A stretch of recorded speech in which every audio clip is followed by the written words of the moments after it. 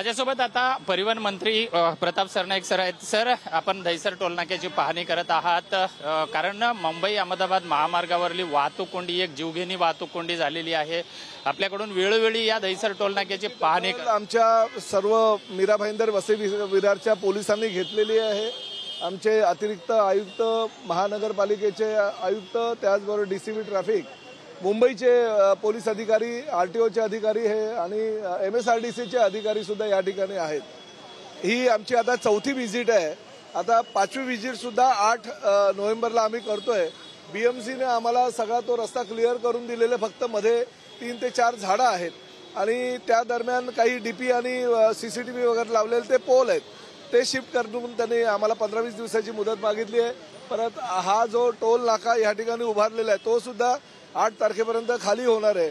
त्यामुळे वाहतूक बऱ्याच अंशी सुरळीत होईल असा आम्हाला अंदाज आहे। आमचे महानगरपालिकेचे अधिकारी, MSRDCचे अधिकारी, पोलीस खात्याचे सगळे अधिकारी दिवाळीची सगळं सुट्ट्या वगैरे असताना सुद्धा सगळं करून प्रवाशांसाठी प्रवास सुखकर कसा होईल यासाठी आम्ही रस्त्यावर उतरून ही ट्रॅफिक कशी सुरळीत होईल यासाठी प्रयत्न करतो। तर मुंबई अहमदाबाद महामार्गावरला जो वर्सोवा ब्रिज तो डहाणूकडे जाणारा जो रस्ता आहे, मागच्या 8 दिवसापूर्वी प्रचंड वाहतूक आणि त्याच्यावर काय अनेक विद्यार्थ्यांच्या बसेस सुद्धा अडकलेल्या होत्या। ही वस्तुस्थिती नाकारता येणार नाही।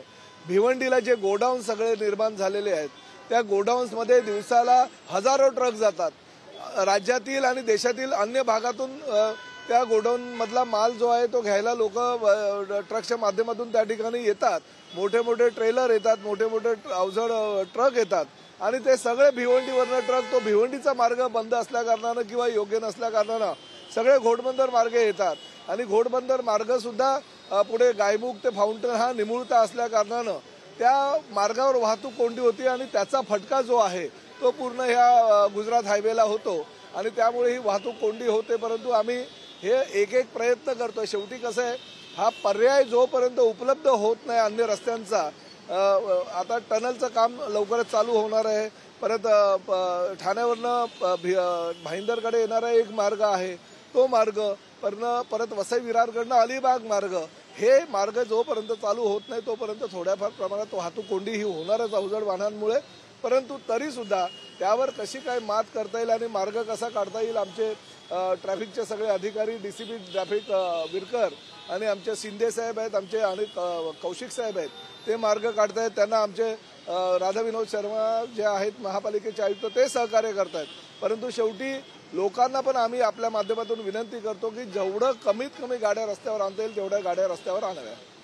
सर, ठाण्यामध्ये या महापालिका निवडणुकीमध्ये जवळपास 75 जागा जी आहेत ही ठाकरे युती जिंकणार असं संजय राऊत म्हणतात आणि महायुतीच्या ठिकऱ्या उडवणार आहे। बघा, संजय राऊत सकाळी सकाळी काय बोलताय ना, ह्याचं आम्हाला काही ज्ञानच नसतं किंवा काही माहिती नसतं।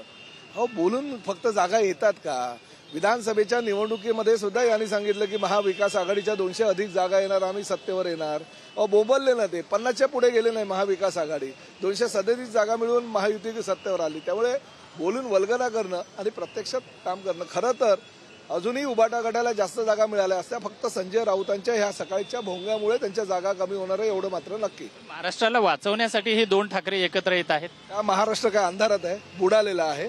महाराष्ट्राला काय वाचवणारे दुसरे कोणीच नाही ठाकरेंशिवाय। आम्ही आहोत ना, सक्षम आहोत। एकनाथ शिंदे साहेब आहेत, देवेंद्र फडणवीस साहेब आहेत, अजितदादा पवार आहे आणि अतिशय काम गेल्या अनेक वर्षापासून जे मुख्यमंत्री म्हणून एकनाथ शिंदे साहेब असताना आणि मुख्यमंत्री म्हणून देवेंद्र फडणवीस असताना काम सुरळीत चालू आहे। गेल्या 3-3.5 वर्षापासून महाराष्ट्राचा विकास होतोय। आज कधी नव्हे तर आमच्या पूरग्रस्त शेतकऱ्यांना मोठ्या प्रमाणात पूरग्रस्तांसाठी निधी उपलब्ध करून दिलेले केंद्र सरकार, पंतप्रधानांनी अमितभाई मदत करतात। अजून काय हवंय? त्यामुळे केंद्राचं आणि राज्याचं महायुतीचं सरकार आणि महायुतीच्या सरकारच्या माध्यमातून जास्तीत जास्त सुविधा या राज्याला कसा देता येईल, या राज्यातील कष्टकरी असू द्या, शेतकरी असू द्या, आमच्या लाडक्या बहिणी असू द्या, आमच्या तरुण असू द्या, विद्यार्थी असू द्या, सगळ्यांना न्याय देण्याची भूमिका आमच्या सरकारची आहे आणि ती अतिशय चांगल्या प्रकारे आम्ही राबवू। जी अतिवृष्टीसाठी सरकारने जी मदत जाहीर केलेली आहे ती दिवाळीपर्यंत मिळाली पाहिजे, त्यांच्या प्रत्येकाच्या खात्यामध्ये 1 लाख रुपये मिळाले पाहिजे। हे जे महायुतीचं सरकार जे आहे हे केवळ शेतकऱ्यांच्या हाताला पानं पुसण्याचं काम करत आहे असं विरोधी पक्ष नेते। विरोधी पक्ष आहे ना, ते तुम्हीच म्हणता विरोधी पक्ष। विरोधी पक्षाला दुसरं काय काम आहे का? 31,665 कोटी रुपयाचा जो संकल्प आदरणीय मुख्यमंत्री देवेंद्र फडणवीस आणि अजितदादा पवार आणि एकनाथ शिंदे साहेबांनी केलेला आहे, तो संकल्प आम्ही दिवाळीपूर्वी पूर्ण करतोय। ते काही म्हणू दे, एकाही शेतकऱ्याला वाऱ्यावर सोडणार नाही, ही भूमिका आमची आहे, महायुती सरकारची आहे. आम्ही ज्या पद्धतीने ह्या शेतकऱ्यांसाठी काम करतोय, आजपर्यंतच्या इतिहासामध्ये महाविकास आघाडीच्या कुठल्याही नेत्यानं किंवा कुठल्याही मुख्यमंत्र्याने हे काम केलेलं नाही. दिवाळी कशी गोड होईल शेतकऱ्यांची दिवाळी गोड होणार आहे. फराळाचं साहित्य माझ्या तरी जिल्ह्यातल्या, धाराशिव जिल्ह्यातल्या आम्ही बऱ्याच पूरग्रस्त शेतकऱ्यांना दिलेलं आहे. भविष्यामध्ये अजूनही काही मदत लागेल ती करणार आणि त्या जिल्ह्याचे पालकमंत्री त्या जिल्ह्यातल्या शेतकऱ्यांची दिवाळी कशी गोड होईल, कशी चांगली होईल, असं जीवनमान कसं पूर्वीसारखं होईल, यासाठी आम्ही सगळं सरकारच्या माध्यमातून प्रयत्न करतोय. निश्चितच हे होते परिवहन मंत्री प्रताप सरनाईक आणि या दिवाळीमध्ये शेतकऱ्यांची दिवाळी आम्ही निश्चितच गोड करणार आहोत असं आश्वासन सुद्धा या ठिकाणी मंत्री प्रताप सरनाईक यांनी दिलेलं आहे. व्हिडिओ जर्नलिस्ट संतोष कदमसह विजय गायकवाड, TV9 मराठी, दहिसर टोलनाका.